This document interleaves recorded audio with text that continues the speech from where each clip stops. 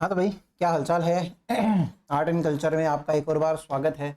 और इस क्लास के अंदर हम देखिए, वैसे ये मिनी क्लासेस है, इनको हम लंबा चलाएंगे आर्ट एंड कल्चर को थोड़ा सा, ताकि आपको रिटेन करने में, याद करने में आसानी रहे। वरना बहुत सारी चीज़ें हैं, कंफ्यूज करोगे, पागल हो जाओगे पढ़ते पढ़ते। चलिए बात करते हैं हम कार्तिक मास। इससे पहले वाले का रिवीजन अभी नहीं करेंगे, फिर कभी कर लेंगे। कार्तिक महीना हमने पिछले क्लास के अंदर देखा था। इसके अंदर हमने कृष्ण पक्ष स्टार्ट किया था, क्योंकि सबसे पहले किसी भी महीने का कृष्ण पक्ष ही आता है ना। तो चतुर्थी आती है, इस चतुर्थी पे आती है करवा चौथ। करवा चौथ का जो व्रत रखा जाता है आपको पता ही है, पति की लंबी उम्र के लिए रखा जाता है। उसका डबल कर दो, चतुर्थी का अष्टमी आ जाएगी। अष्टमी के दिन अहोई अष्टमी आती है, अहोई अष्टमी।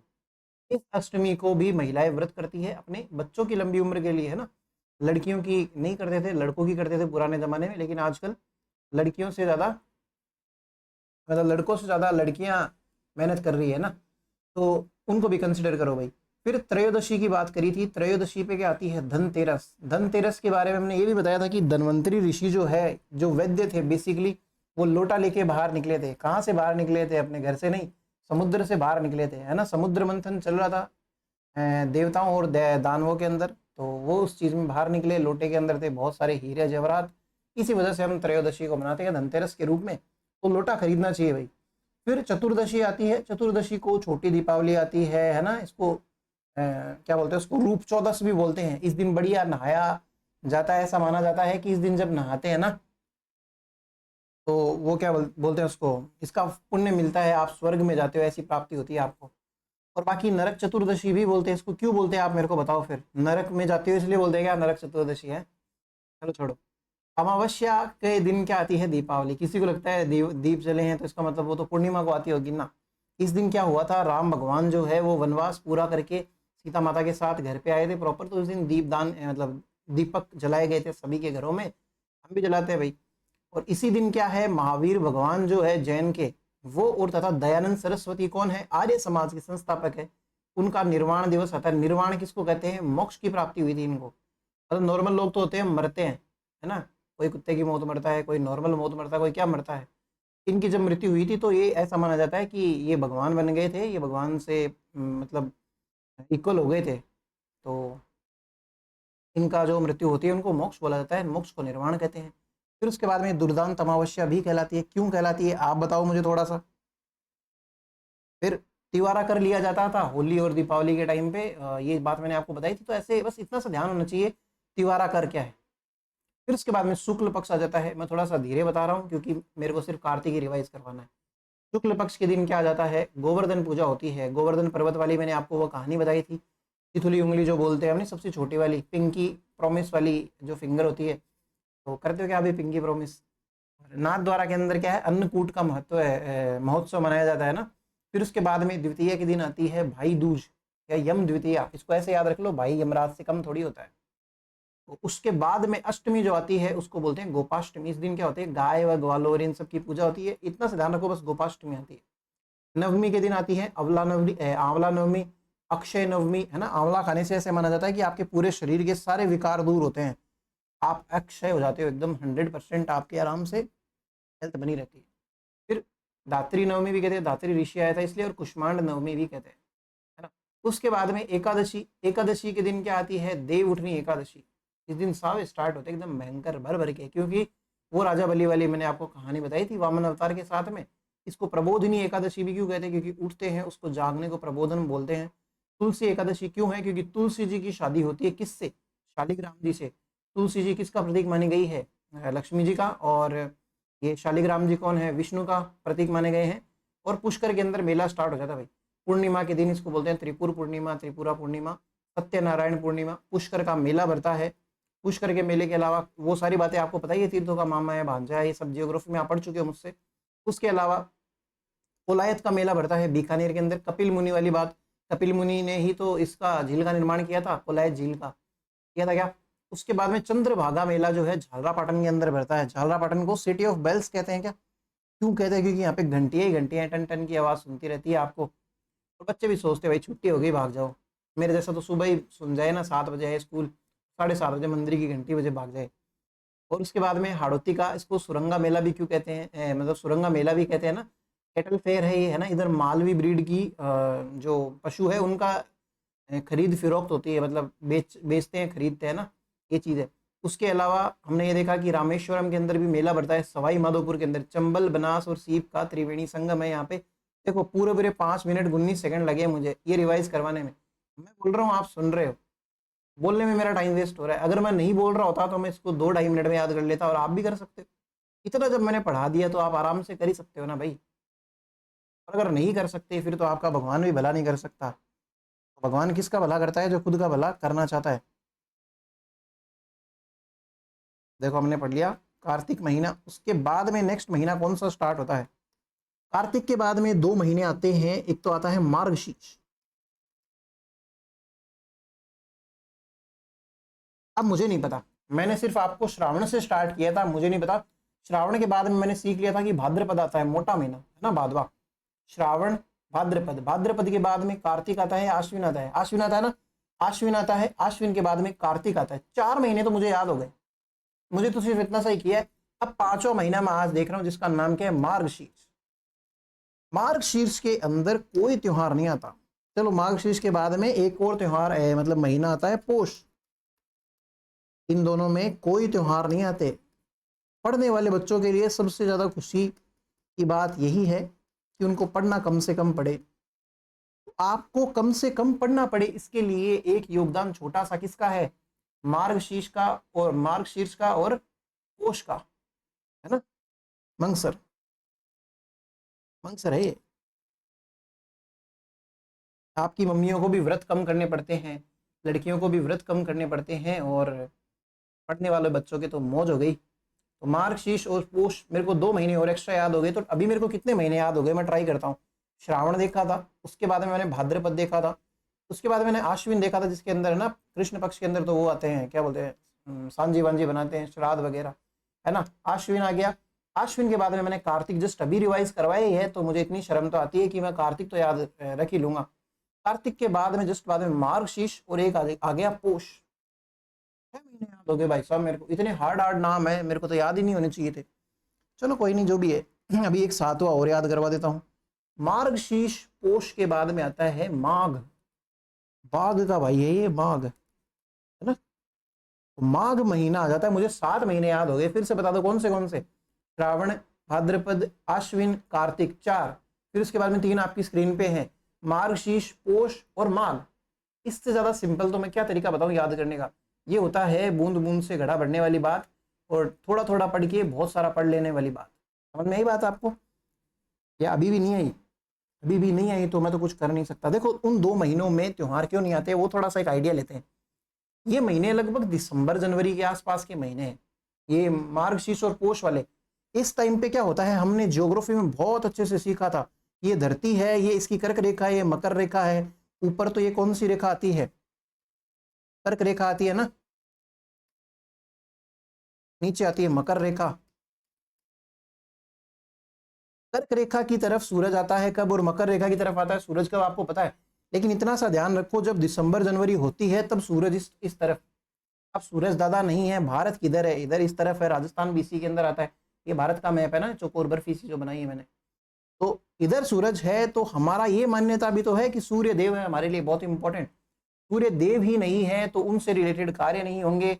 हम हमारे जितने भी फेस्टिवल्स होते हैं उन पे एक पॉज ले आते हैं, क्योंकि सूरज जो है हमसे दूर जा रहा है, सूर्य देव जो है हमसे दूर जा रहे हैं। 14 जनवरी को एक ऐसा दिन आता है जब सूरज सबसे ज्यादा दूर जा चुका है मकर रेखा की तरफ, अब वो वापस कर्क रेखा की तरफ आ रहा है ना। कर्क रेखा की तरफ जब वो आ रहा है ना, उस टाइम पे उस चीज को बोलते हैं उत्तरायण। उत्तरायण मतलब उत्तर की तरफ कोई चीज आ रही है, ये नॉर्थ ही तो है। देखो कितनी मैजिकल बात कही है मैंने, उत्तरायण इसलिए बोलते हैं इसको। और किसी चीज के आने को बोलते हैं संक्रांति। तो ये मकर से आ रही है इसलिए इसको बोलते हैं मकर संक्रांति। इससे पहले कोई त्योहार नहीं आते, क्योंकि हमारी ये मान्यताएं भी है, धार्मिक मान्यताएं भी है, और मतलब कि सूर्य देव से रिलेटेड है। और ये हमारा मानना भी है कि इनके बिना हम क्या ही है भाई। हिंदू जो रिचुअल्स है उनके अंदर सूर्य का काफी ज्यादा रोल रहता है ना। तो इसलिए कोई त्योहार नहीं आते। और वैसे भी सर्दियों के अंदर क्या त्योहार मनाओगे रे आप? अगर वो तीसरा महीना नहीं आता ना आपके, तीसरा महीना नहीं कि अधिक मास जिसको बोलते हैं, अगर वो नहीं आता तो आपके भी सारे के सारे त्योहार जो है वो धीरे धीरे पीछे सरकते। जैसे आज मार्च के अंदर आ गई होली, उसके बाद में फरवरी में आती है अगले साल नहीं तो उसके अगले साल आ जाती है फरवरी में, फरवरी के बाद में जनवरी में आती। अब जनवरी में जय आपके ऊपर कोई एक बाल्टी बढ़िया से पानी ढोल दे, है ना, वो भले कितनी गर्म करके लाए लेकिन आपको तो ठंडी लगेगी।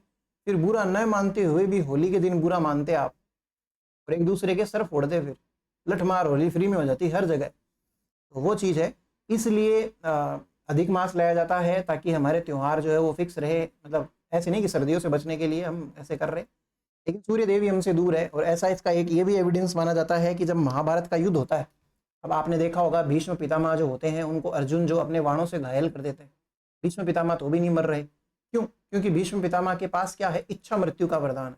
भीष्म पितामह के पास इच्छा मृत्यु का वरदान होने के बावजूद के वजह से वो उसके बाणों से नहीं मर रहे हैं, वो मृत्यु सैया के ऊपर लेटे हुए। ये जैसे भीष्म पितामह इतने सारे तीर ऐसे ऐसे ऐसे करके लेटे हुए, अब इनको बोल रहे हैं कि सर आप क्या करोगे जी के इतने मतलब भयंकर बाणों से, आप आपके पूरी बॉडी जो उसमें छेद ही छेद हो गए। वो बोलते हैं कि मैं मरूं तो कोई शुभ दिन तो मरूं कम से कम, ऐसे कैसे मर जाऊं, मेरा तो त्रिलोक के अंदर वो सत्यानाश हो जाएगा, मेरे मतलब जीवन का कोई अर्थ ही नहीं निकलेगा। तो जब उत्तरायण होगा शुरू तब उस दिन मैं मरूंगा। भीष्म पितामह ऐसा माना जाता है कि जब ये सूरज इस डायरेक्शन में वापस आया था तब उन्होंने अपने प्राण त्यागे थे। तो ये हमारे रिलीजियस पर्सपेक्टिव को भी एक और स्ट्रॉन्ग वो देता है, एविडेंस देता है कि हाँ क्यों उत्तरायण इंपॉर्टेंट है। इन 2 महीनों में कोई त्यौहार नहीं आते, सर्दियों वाले महीने हैं। उसके बाद में 14 जनवरी जो होती है कभी तो आ जाती है, ज़्यादातर शुक्ल पक्ष में स्टार्ट होती है, माघ के शुक्ल पक्ष के अंदर, कभी कभी ये कृष्ण पक्ष में भी आ जाती है भाई, 11, 12, 13, 14 इन सबको।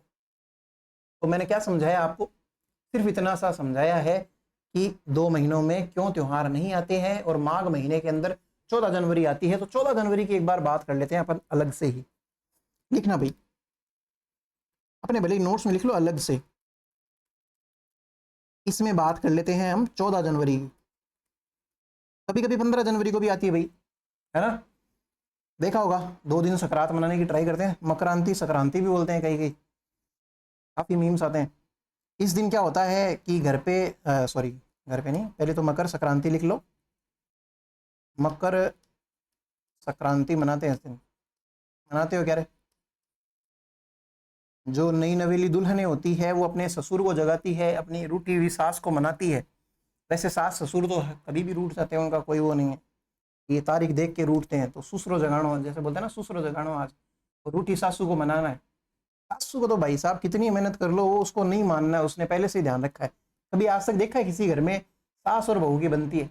ना ना ना, सगी सास और बहू की कभी नहीं बनेगी, क्योंकि सास को ये लगता है कि मैं किसी टाइम पे बहू थी तब मेरी सास मेरे पे ऐसे मेरी चीज़ों में कमियां निकालती थी। भले आपकी मम्मी कुछ भी बढ़िया से बढ़िया बना दे, खीर हो, ऐसे कोई सब्जी हो, ना कोई चाय हो, कुछ भी बढ़िया से बढ़िया बना दे, मम्मी के ससुर जो है यानी कि आपके जो दादा है वो भले ही तारीफ पे तारीफ कर देंगे, पैसे दे देंगे ये वो, लेकिन आपकी जो सासू है यानी कि मतलब आपकी मम्मी की जो सासू, आपकी दादी, वो मर भी जाए तो भी भाई साहब तारीफ नहीं करे। वो यही बोलेगी कि हाँ हाँ, मतलब वो जैसे दादा बोल दिए कि भाई बहुत शानदार चाय बनाई भाई, बहुत शानदार, मजा आ गया, बोलेगी हाँ बढ़िया तो है पर एक माई लूंग गिर देती तो और मजा आ जाता। और लूंग बकरी को खिलाते हैं और दादी को कौन बताए, लेकिन कमियां निकालती है भाई, एक दूसरे की मानती नहीं है। तो रूठी सास कभी भी मनाए सकते हैं, इसकी कोई जरूरत नहीं है मकर संक्रांति को मनाई जाए। फिर भी आप तो लिख लो रे, रूठी सास मनाना। अब इसको इंग्लिश में क्या लिखवाऊंगी, अपसेट मदर इन लॉ को मतलब राजी करना है, टू कन्विंस, है ना, to reestablish good relations with your mother in law. ये बात है भाई। इसी दिन है ना एक जूट की रस्सी की एक वो बनाते हैं, गेंद बनाते हैं भाई, लगभग ना इतनी बड़ी गेंद बनाते हैं, उससे खेलते हैं इस दिन। जैसे हम तो मकर संक्रांति के दिन पतंग उड़ाते हैं, वो खेलते हैं, इस चीज को बोलते हैं दड़ा महोत्सव। बहुत कम चांस है आपको पूछा जाए, लेकिन मेरी तो आदत है लिखाने की। इसको धनोब शाहपुरा के अंदर खेलते हैं बहुत ज्यादा।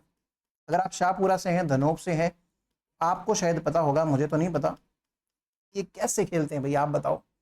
मेरे पीछे जो आ रहा है वो देख सकते हो, दड़ा महोत्सव। इसको धनोब शाहपुरा के अंदर, भीलवाड़ा के अंदर जो है मनाया जाता है, इसी दिन मनाया जाता है 14 जनवरी को। 14 जनवरी से हमें कोई मतलब नहीं है। मैंने समझा दिया है आपको कि हमारे त्योहारों में जो एक पॉज आता है वो कैसे वापस रीस्टार्ट होता है।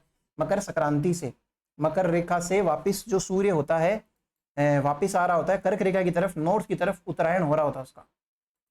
लो भाई उत्तरायण हो गया। अभी आप माघ के अंदर पहली चीज डालोगे कृष्ण पक्ष। कृष्ण पक्ष, कृष्ण पक्ष के अंदर भी हम क्या पढ़ेंगे? सबसे पहले चतुर्थी, यानी कि कुल मिला के मैं बोलूं तो इसका नाम क्या है? माघ कृष्ण चतुर्थी। माघ कृष्ण चतुर्थी बोलेंगे इसको, ठीक है भाई। इस चतुर्थी का नाम क्या है? इसके अलग अलग कुछ नाम है। सबसे पहले इसका नाम है तिल चतुर्थी।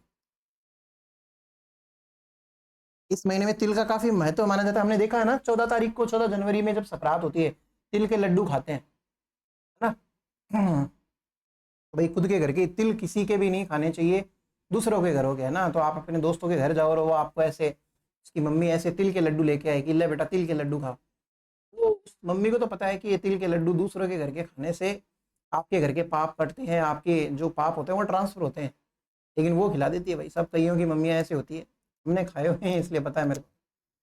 तो मेरे को काफ़ी डांट पड़ी थी उस दिन फिर कि खा के आ गया तू हर किसी के घर पे। इसको बोलते हैं संकट हरण चतुर्थी। संकट हरण, अब नाम से पता चल रहा है आपको, संकट हरण चतुर्थी। इस दिन क्या होता है, सुनना मेरी बात। चतुर्थी के दिन लगभग जितनी भी चौथ आती है हमारी माताएं व्रत करती करती है। कईयों के घर में कोई वाली चौथ नहीं मनाई जाती है, कोई बड़ी बात नहीं है। ये वाली चौथ जो होती है मनाई जाती है। इस दिन क्या होता है? तिलकुट्टा बनाया जाता है। तिलकुट्टा समझते हो क्या होता है ना। जो ऐसे समझो गुड़ और तिल होता है, उसके मिक्सचर को कूट लेते हैं, जिसमें आप अदरक कूटते हो चाय बनाने के लिए, इलायची डालने के लिए, है ना, वो सब करते हो, उसको बोलते हैं तिलकुट्टा। उस तिलकुट्टे से गणेश भगवान जो है उनके भी भोग लगाया जाता है, और चौथ माता जो होती है उनके भी भोग लगाया जाता है। रात को जब होती है ना, चांद को अर्घ भी देते हैं, तो तिलकुट्टे का वो अर्घ अर्घ बोलते हैं, क्या बोलते हैं आपकी साइड में, तो वो देते हैं ना, तो तिलकुट्टे का देते हैं उस दिन। लिखना चाहो तो लिख लो भाई, तिलकुट्टे, तिल कुट्टा टू गणेश एंड चौथ माता। चौथ माता टीएलपी के पीछे छुप गई है भैया ना, तो देख लेना गणेश एंड चौथ माता। एक बार ऐसे ही हुआ था, मेरे घर की बात है। तो आदमियों को नहीं पता होता बेचारों को ये क्या है क्या नहीं है, घर की औरतें सब कुछ जानती हैं क्या रीति रिवाज है। अभी तो मैं बोलता हूँ कि आर्ट एंड कल्चर जो है लड़कों के लिए मुसीबत है, लेकिन मैं नहीं बनने दूंगा मुसीबत, टेंशन मत लो आप। तो हुआ यूँ था कि भाई मेरी मम्मी ने ये ऐसे तिलकुट्टा बनाया हुआ था, रात का इंतजार कर रही थी भाई कि रात होए तो ऐसे चांद को अर्घ वर्घ दें, तो बढ़िया से फिर खाना वाना जी में भाई रात का, है ना। तो ऐसे होता है, व्रत ऐसे ही खोला जाता था। तो मम्मी ने बना रखा था, पापा को पता नहीं था, उन्होंने उठा के वो खा गए, वो जितना भी वो जरा सा निकाला हुआ था चांद के जो चढ़ाने वाला है। तो फिर जो मम्मी ने डांट लगाई भाई कि आपको इतने में से यही दिखा, यही वाला खाना था, आपको हो गया ये और वो, और मेरे को तो उसमें दे, वो सारा खा गए चांद चांद वाला। भाई अगली व्रत खोले तो कैसे खोले हैं। तो फिर हमने समझाया कि भाई ये चांद जो भी है हो गया आपका, आपकी अर्घ लग गई, टेंशन मत लो। आप तो ऐसे चांद को दिखाते ही डायरेक्ट खा ही गए। तो इस दिन क्या होता है, एक मेला भरता है। मेला भरता है चौथ का बरवाड़ा में। चौथ का बरवाड़ा क्या है? चौथ माता का ही मंदिर है उधर, चौथ का बरवाड़ा। भाई रे आदमियों को कुछ नहीं आता बेचारों को, सवाई माधोपुर। तो मुझे लगता है मैं पढ़ाते पढ़ाते खुद लुगाइयों जैसी बुद्धि नहीं ले लूँ। ये ऐसे त्योहार मेले और गीत वीत, और ये डर लग रहा है मेरे को अब थोड़ा थोड़ा पढ़ाते हुए। चौथ का बरवाड़ा वही जगह है जहाँ पे कैटरीना कैफ और उसके दोस्त, क्या नाम है उसका, हस्बैंड विकी कौशल की शादी हुई थी। ये वो जगह है, आपको ऐसे तो याद रह जाएगी, वैसे याद नहीं रख पाओगे।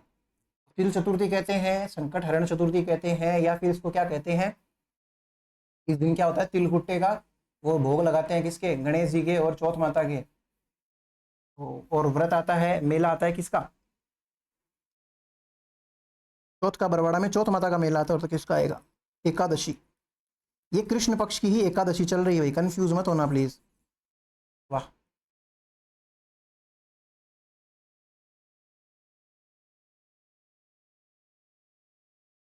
अब ठीक है। कृष्ण पक्ष की एकादशी के अंदर आती है षट तिला एकादशी। देखो तिल ही तिल की बात चल रही है, षट तिला हिंदी इंग्लिश वाले भी हिंदी में लिखना प्लीज। षठ तिला एकादशी। षठ का मतलब होता है छह, है ना। षष्टीर वैसे हमने देखा था ना। षठ का मतलब होता है छह और तिला का मतलब होता है तिल। तिल बहुत प्रकार के होते हैं, काले, धोले, पीले, भूरे, ऐसे अलग अलग प्रकार के तिल होते हैं। उन 6 प्रकार के तिलों को कूट के उनका वो भोग बनाया जाता है इस दिन। तो इसको क्या बोलते हैं? षठ तिला एकादशी। वो लिख लो भले, 6 प्रकार के तिल होते हैं, कोई ज्यादा काम की चीज नहीं है, बस इतना सा ध्यान होना चाहिए कि दोनों के दोनों तिल से रिलेटेड वाले किस में आ रहे हैं? माघ के कृष्ण पक्ष में आ रहे हैं। तो चतुर्थी को आ रहा है, एक एकादशी को आ रहा है। तिल चतुर्थी और षठ तिला एकादशी, ये चीज हो गई। उसके बाद में अमावस्या आती है, बीच में कोई नहीं है। अब अमावस्या के दिन इतने तिल खाओगे हैं तो मुंह तो आपका भर ही जाएगा, इसलिए चुप रह लो आज के दिन, एक दिन का मौन रख लो। तो इस दिन आती है मौनी अमावस्या।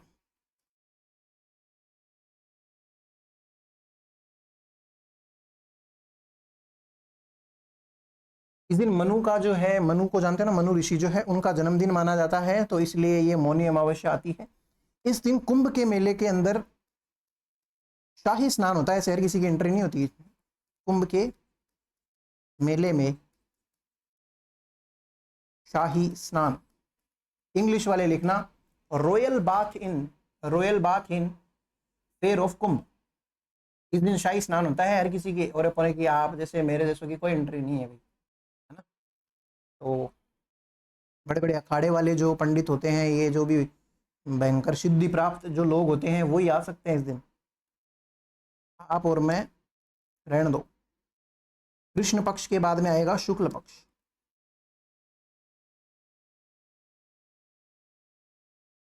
इधर गया शुक्ल पक्ष।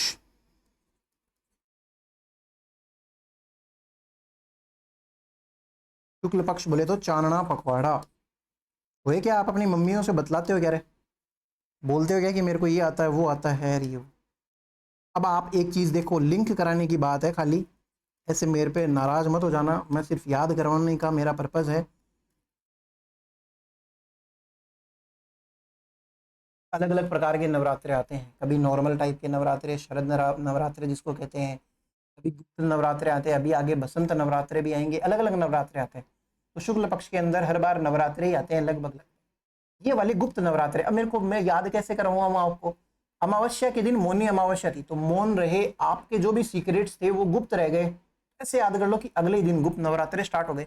वैसे ऐसा माना जाता है कि ये वाले जो नवरात्रे होते हैं अपने नॉर्मल घरों में नहीं मनाती है, मम्मियां भी नहीं करती कुछ ज्यादा कुछ भी। ये कुछ विशेष सिद्धियों के लिए ऐसे ना, कुछ मतलब बढ़िया से पावर्स के लिए किया जाता है कि आंख से भस्म कर दूं, वो वाली पावर हो गई, या ब्लैक मैजिक। मतलब सिर्फ मेरा बताने का पर्पज है कि विशेष सिद्धियों के लिए ये वाले नवरात्रे किए जाते हैं, किसी विशेष पर्पस के लिए। तो किसी का विशेष पर्पस किसी को पाना हो सकता है, किसी का मतलब कोई शक्तियां पाना हो सकता है। तो जिसका जैसा है वो है, क्या बोलते हैं उसको, ऑब्जेक्टिव, उस हिसाब से ये गुप्त नवरात्रे मनाते हैं। एकम के बाद में पंचमी पे आ जाओ भाई। दूसरी, तीसरी, तृतीया, चतुर्थी इनमें कुछ नहीं है, पंचमी पे आ जाओ। एक त्योहार आता है जिसका नाम है बसंत पंचमी। बसंत पंचमी, बसंत ऋतु जो होती है, स्प्रिंग सीजन, स्प्रिंग सीजन इस दिन आना माने जाते हैं। मतलब कि इस दिन से स्प्रिंग सीजन की शुरुआत हो जाती है ना। और इसी दिन आता है सरस्वती का जन्मदिन, सरस्वती जन्मोत्सव। मुझे बड़ा अजीब लगता है जन्मोत्सव, ऐसे जयंतियां लिख देते हैं। जयंती किसको कहते हैं? एक ऐसा इंसान जिसकी मृत्यु हो जाए, उसके बाद उसका बर्थडे आए, उसको बोलते हैं जयंती, है ना। मृत्यु के बाद में भी तो बर्थडे आ सकता है, ऐसा थोड़ी होता है कि मर गया तो बर्थडे ही नहीं आएगा कभी, डेट तो आएगी वो। तो जो मर चुके हैं लोग, जैसे गांधी जयंती 2 अक्टूबर को आती है, गांधी जी तो गए, अब गांधी जी थोड़ी बैठे हैं, लेकिन फिर भी उनका बर्थडे आता है। गांधी जयंती इसलिए बोला जाता है क्योंकि वो मर चुके हैं, है ना। वरना तो गांधी जी का बर्थडे आता है, ऐसे जन्मोत्सव बोल सकते हैं, जन्मदिन बोल सकते हैं। वैसे ही ये सरस्वती जयंती बोलना कितना अजीब है। भाई एक तरफ आप हिंदू जो देवी देवताओं हैं उनको मानते हो, अब देवी देवता को कोई वो ऐसे थोड़ी कह सकते हो कि कोई टाइम पीरियड फिक्स, है ना। तो ऐसे नहीं करना चाहिए, दूसरे के भड़कीले ऐसे ना, भले आप इस धर्म से नहीं बिलोंग करते हो, एक दूसरे का हंसी मजाक बनाना नहीं चाहिए। लेकिन अक्सर लोग ऐसी चीजें जानबूझ के ट्रेंड में लाते हैं एक दूसरे के धर्म का मजाक बनाने के लिए। बाकी खैर कोई नहीं, अपन तो पढ़ाई करेंगे खाली। इस दिन मिलता है गार्गी पुरस्कार। पुरस्कार नहीं होता भाई, पुरस्कार होता है, पुरस्कार वितरण दिवस। टीएलपी के पीछे दिवस चला गया। गार्गी पुरस्कार वितरण दिवस। गार्गी पुरस्कार वितरण दिवस से मेरा क्या मतलब है, इस दिन क्या होता है, जो होनहार बालिकाएं होती है 10th क्लास में, जिनके ऐसे बढ़िया परसेंट आगे 75 से ऊपर आते हैं, तब उनको देते हैं भाई ये वाला गिफ्ट ना। पहले मेरे को, मैं जब छोटा था तो मैंने ऐसे काफ़ी सुना था, इसको गार्गी पुरस्कार मिला। ऐसे मेरी गली में एक लड़की थी छोटी, जब छोटा था तब वो 10th में थी, उसने 75% आए थे। मुझे इतना पता था कि यहाँ 75% आते हैं तब गार्गी पुरस्कार मिलता है, मुझे ये नहीं पता किसको मिलता है। मेरे ऐसे हो गया था कि ना सर, मैंने क्लास में पूछ लिया था एक दिन, गवर्नमेंट स्कूल में पढ़ा हुआ हूँ मैं, तो मैंने वहाँ पे पूछा था कि सर गार्गी पुरस्कार अपने यहाँ पे भी मिलेगा क्या हमें सब लोगों को, तो वो हंसने लग गए। तो फिर बोले कुछ नहीं थे, मेरे को समझ में वो बात बाद में आई जब मैं थोड़ा बड़ा हुआ। खैर, हम क्या देख रहे थे, हाँ, इस दिन क्या होता है, एक कामदेव भगवान जो है ना, कामदेव का नाम सुना आपने, लव अफेक्शन जो अट्रैक्शन जो होता है उसके देवता माने जाते हैं कामदेव। कामदेव और उनकी जो लव इंटरेस्ट है रति, उनकी पूजा होती है। माना जाता है कि इनकी पूजा करने से आपको सौंदर्य प्राप्ति होती है भाई, है ना। क्या करना पड़ता है, क्या क्या ऐसे चीजें हैं। इस दिन बसंत का आगमन होता है, आपको पता ही है। और जो ऐसा माना जाता है, ब्रिज के अंदर जो राधा थी और कृष्ण थे, उनकी लीलाएं इसी दिन से स्टार्ट होती है। पीले रंग के कपड़े पहनते हैं और इसके ऊपर छोटे छोटे मच्छर से आके चिपक जाते हैं, तो बहुत ही इरिटेटिंग होता है वैसे तो वो। बाकी खैर कोई नहीं, बढ़िया ही बढ़िया है सब। पंचमी के बाद में आती है सप्तमी। इस सप्तमी को बोलते हैं अचला सप्तमी,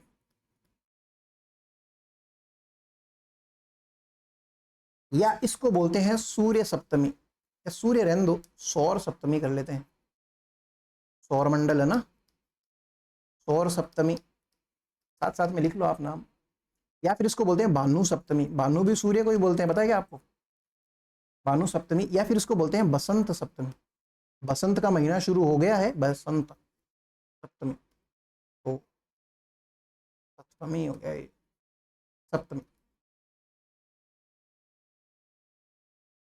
ठीक है भाई, ये इसके नाम है। सूर्य भगवान की इस दिन पूजा होती है, इतना सा लिख लो खाली, सूर्य भगवान की पूजा, सूर्य नारायण की पूजा। और जयपुर के अंदर इसका मेला फेमस था भाई पहले, अब तो इतना इंटरेस्टिंग नहीं है। जयपुर का मेला फेमस, जयपुर का मेला प्रसिद्ध है भाई, है ना। इतनी सी बात है। उसके बाद में पूर्णिमा की बात कर लेते हैं। सप्तमी के बाद में हम सीधा कूद रहे हैं पूर्णिमा के अंदर। इस दिन वेणेश्वर के अंदर मेला बढ़ता है। वेणेश्वर क्या है, मैंने आपको जब झीलें, सॉरी नदियां पढ़ाई थी, सोम माही जाखम, मतलब माही नदी जब मैंने आपको पढ़ाई थी, तब मैंने आपको बताया था वेणेश्वर धाम क्या है। तो वेणेश्वर धाम के अंदर वेणेश्वर मेला बढ़ता है। इसकी लोकेशन लिख लो, फिर बातें करते हैं थोड़ी सी। नवा टापरा, डूंगरपुर, इसके अंदर भैया मेला बढ़ता है। कौन सी नदियां हैं जिनका त्रिवेणी संगम है, नदियों के संगम को प्रयाग बोलते हैं।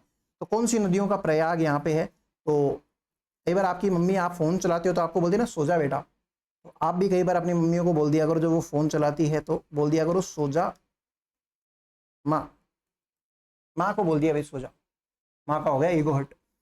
सो से आता है सोम, जा से आता है जाखम, माँ से आता है माँ, माही नदी, है ना। तो सोम माही जाखम जो है इनका त्रिवेणी संगम है, ये सोजा माँ।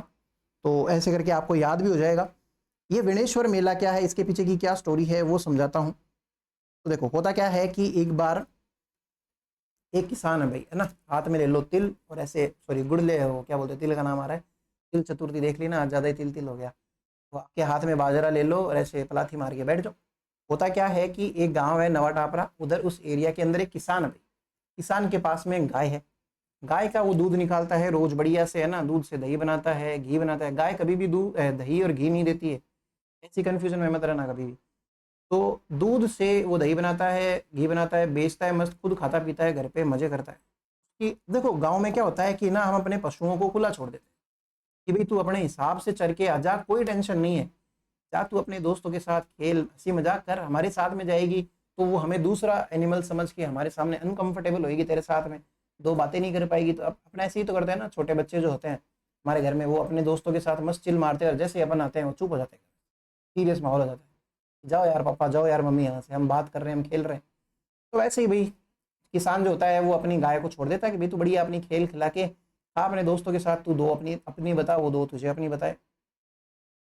गाय उसकी जाती है रोज अपने हिसाब से, जो भी उसके मन में आए वो चर के खा के आ जाती है। किसान जो है दूध निकाल लेता है उसका, शाम को जैसे वो आती है दूध निकाल के बेच देता, ऐसा चल रहा था। फिर एक दिन शाम को गाय लौट रही थी। गाय हमेशा तब लौटती है जब सांझ और रात का समय हो रहा होता है। गोधूली बेला वाली बात, वही हिरण्यकश्यप को जिस दिन मारा था ना, जो नरसिंहा अवतार है जो, वो वाली चीज।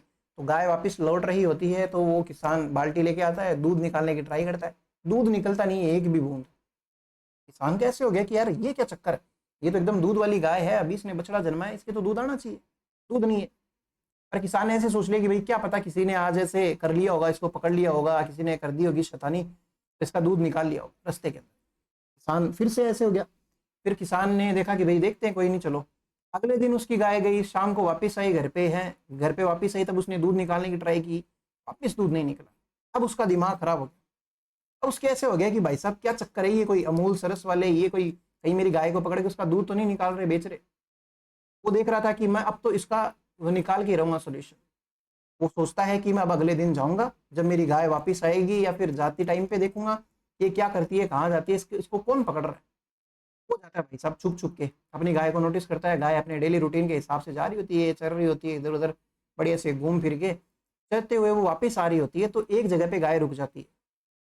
वो गाय रुकती है तो वो किसान भी देखता है कि इसके आसपास तो कोई नहीं है, लेकिन जो जैसे वो रुकती है वहां पे उसके थन से, थन जो होते हैं ना गाय के अडर्स, उससे दूध पे दूध निकल रहा है भयंकर तरीके से। जितना भी दूध है उसके पास वो सारा का सारा एक जगह पे गिर गया। अब किसान उपचुक हो गया, भाई साहब ये क्या चक्कर है, यहाँ पे ना कोई इसका दूध धो रहा है, मतलब धोना दूध निकालना कोई नहीं निकाल रहा, फिर भी इसका दूध कैसे निकल रहा है। तो किसान ऐसे झाड़ियों में से निकल के बाहर ऐसे आता है। जैसे आप भी अपने घर के अंदर जब छोटे हुआ करते थे, लड़कों की बात कर रहा हूँ, लड़कियों की ड्रेस पहन के ऐसे ट्राई करते थे ना कि कांच के सामने मैं देखता हूँ कैसी लग रही हूँ मैं। तो फिर जैसे ही आप गेट खोलते आपके पापा आ जाते तो आप भागते हो। ऐसे ही गाय को ऐसे हो गया कि भाई साहब ये क्या देख लिया, मतलब मेरे किसान ने तो देख लिया। वो भागती है। अब वो भागते टाइम पे ऐसे भागती है कि जहां पे वो दूध दे रही थी वो जगह थी एक शिवलिंग की जगह, और वो शिवलिंग जो होता है उस गाय के खुर से टूट जाता है भाई, लात लग जाती है, वो खुर टूट गया। वो खुर टूट गया तब उस किसान ने देखा कि भाई साहब ये गाय तो है शिवलिंग के ऊपर दूध चढ़ा रही है अपना, और ये शिवलिंग टूट और गया भाई गलती से। तो वो जैसी भी कहानी है आके अपने गांव वालों को बताता है कि देखो भाई साहब इतने दिन से मेरे को पता नहीं था, मेरी गाय जो है शिवलिंग के ऊपर दूध चढ़ाती है, ये शिवलिंग तो बहुत ही चमत्कारी है, पवित्र है, ये है वो है, इसकी पूजा करो। लेकिन शिवलिंग टूट गया, अब उसको साफता तो कैसे करें, वापिस उसको कैसे जोड़े। उस टाइम पे फेविक्विक नहीं आती थी भाई। तो अब उसकी खंडित शिवलिंग की पूजा होने लगी। वेणेश्वर एक एकमात्र ऐसी जगह है राजस्थान के अंदर जहाँ पे एक खंडित शिवलिंग की पूजा होती है। आपको मैंने ये जो इतनी स्टोरी बताई, अब बाजरा जो भी है चढ़ा चढ़ा दो जहाँ पे भी है आपको। सबसे पहले ये लिख लो, खंडित शिवलिंग की पूजा। खंडित शिवलिंग की पूजा है ना, broken idol of Shivling, broken Shivling ऐसे लिख लो, इज वर्शिप। फिर ना यहाँ पे संत माओजी करके हुए थे, इन्होंने क्या किया, ये मंदिर का निर्माण करवाया शिवलिंग के ऊपर कि भाई ऐसे बीच, मतलब ऐसे बोलते बीच रास्ते के अंदर कोई शिवलिंग होती है क्या, बढ़िया से यहाँ पे मंदिर बनाया। इसके पास में ये सोजा माँ वाली जो तीनों नदियां हैं इनका संगम भी है, और नवा टापरा के अंदर। और संत माओजी को ये क्रेडिट जाता है कि बेणेश्वर धाम का इन्होंने पूरा का पूरा इनोग्रेशन किया। तो आप लिखना, संत माओजी ने बेणेश्वर धाम बसाया था, धाम या मंदिर बनाया था, बसाया था। संत माओजी कंस्ट्रक्टेड वेणेश्वर धाम या वेणेश्वर टेम्पल, लिख लिया। अब दूसरी बात, ये आदिवासी एरिया है ना, डूंगरपुर, प्रतापगढ़, बांसवाड़ा, इधर आदिवासी लोग ज्यादा मिलते हैं और ये बहुत ही पवित्र जगह है उनके लिए। तो इसलिए ये कुंभ की तरह ही बिहेव करता है ये वाला मेला, जो इसमें बहुत भयंकर भीड़ आती है, आदिवासियों की भीड़ आती है, इसलिए इसको क्या बोलते हैं, आदिवासियों का कुंभ, कुंभ ऑफ आदिवासीज या फिर कुंभ ऑफ ट्राइब्स, आदिवासियों का कुंभ, कुंभ ऑफ ट्राइबल्स। और मैंने आपको बताया था जब ज्योग्राफी पढ़ रहे थे तो वागड़ क्या होता है, वागड़ रीजन, डूंगरपुर, प्रतापगढ़, बांसवाड़ा वाले एरिया को क्या कहते हैं, वागड़ रीजन कहते हैं। इसलिए इसको क्या बोलते हैं, वागड़ का पुष्कर, वागड़ का। अच्छा नेक्स्ट स्लाइड में लिख लेना, वागड़ का पुष्कर। पवित्र जगह है, पुष्कर से कंपेयर कर दी, बस बात खत्म। वागड़ का पुष्कर, है ना। और इस दिन क्या है, जैसलमेर के अंदर एक मेला भरता है, इसको बोलते हैं मरु महोत्सव, पूर्णिमा के दिन, माघ पूर्णिमा, है ना, जैसलमेर। तो ये सारी की सारी बात थी कौन से महीने की, माघ महीने की। हमने आज 7 महीने पूरे कर लिए हैं। कार्तिक वाला महीना देखा था अभी रिवीजन में, फिर उसके बाद में मार्गशीर्ष पोष के अंदर कुछ नहीं आया, आपके मजे हो गए। फिर उसके बाद में माघ महीना आया, उसका हम एक बार के लिए एक छोटा सा रिकैप ले लेते हैं। इन क्लासेस को शॉर्ट ही रखा जाएगा, बड़ी क्लास में चाहूँ तो अभी नेक्स्ट महीना फाल्गुन स्टार्ट कर सकता हूँ, पर नेक्स्ट क्लास में देखेंगे ना। तो माघ से बात करते हैं। देखो मैंने आपको क्या बताया था, देखो 2 ही मिनट में कैसे याद होती है चीजें, अब सुनना। जनवरी की बताई थी, 14 जनवरी। कैसे, जो मार्गशीर्ष और जो पोष के अंदर कोई त्योहार नहीं आता है, क्यों? क्योंकि वो उत्तरायण नहीं हुआ अभी तक। उत्तरायण कब होता है? 14 जनवरी को होता है। मकर संक्रांति कहते हैं, क्योंकि मकर से संक्रांति हुई है, मतलब आगे की तरफ, मतलब वो आगे है।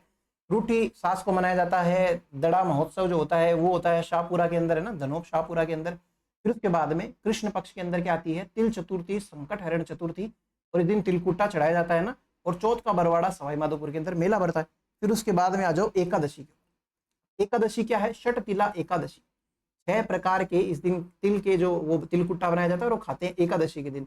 अमावस्या, मौनी अमावस्या, मनु का जन्मदिन आता है। कुंभ के मेले के अंदर यहाँ पे रॉयल बाथ होती है ना, रॉयल बाथ इन कुंभ फेयर। आपने लिख लिया होगा शायद इंग्लिश में, मैंने नहीं लिखाया। फिर उसके बाद में शुक्ल पक्ष पे आ जाओ, गुप्त नवरात्रि। क्यों गुप्त नवरात्रि? क्योंकि हम तिल ही तिल खाए जा रहे हैं, मौन रह गए, मौन रहने की वजह से हम बोल नहीं पाए। नवरात्रि कौन से वाले हैं? तो गुप्त हो गए नवरात्रि, ऐसे करके रट लेना भाई। फिर उसके बाद में पंचमी, बसंत पंचमी, सरस्वती जन्मोत्सव, गार्गी पुरस्कार वितरण। उसके बाद में कामदेव रति की पूजा होती है इस दिन। वो ब्रज वाली बात नहीं लिखनी कि ऐसे राधा कृष्ण जो है रास रचाते थे, वो स्टार्ट होती है ये सब चीजें। पीले वस्त्र पहनते हैं, चाहो तो लिख लो भाई, पीले वस्त्र पहनते हैं इस दिन, लिख लो लिख लो, पीले वस्त्र, पीले वस्त्र पहनते भाई। फिर सप्तमी के दिन क्या आती है? अचला सप्तमी है, और उसको बोलते हैं सौर सप्तमी। सूर्य भगवान की इस दिन पूजा होती है, जयपुर के अंदर। फिर उसके बाद में पूर्णिमा के दिन विणेश्वर मेला, नवा टापरा, वो गाय वाली बात है ना, वो सब चीजें, और खंडित शिवलिंग की पूजा होती है। संत माओ जी ने ये विणेश्वर धाम बसाया था। आदिवासियों का कुंभ कहते हैं, वागड़ का पुष्कर कहते हैं, मरु महोत्सव जैसलमेर के अंदर होता है माघ पूर्णिमा के दिन। अब बताओ क्या जो रहा है, मुझे बताओ। 2.5 मिनट भी नहीं लगे मुझे ये समझाने में, आपको याद हो जाएगा, आप 1.5 मिनट के अंदर याद कर लोगे, मुझे पता है। ये आपको खुद के लिए तो ईमानदार बनना पड़ेगा। अब इस क्लास की लेंथ नहीं बढ़ाना चाहता, मोटिवेशन आपको किसी और दिन देंगे। बाकी पढ़ते रहिए बढ़िया से, और आपकी एग्जाम भी सर पे आने वाली है धीरे धीरे, तो थोड़ा सा सीरियस हो जाइए। बाकी पढ़ाई रिलेटेड कोई भी प्रॉब्लम्स हो तो द लिंचपिन एकेडमी का जो टेलीग्राम चैनल है, उसके ऊपर आपकी कोई भी समस्या है उसको मुझे बताओ, ठीक है। Thank you.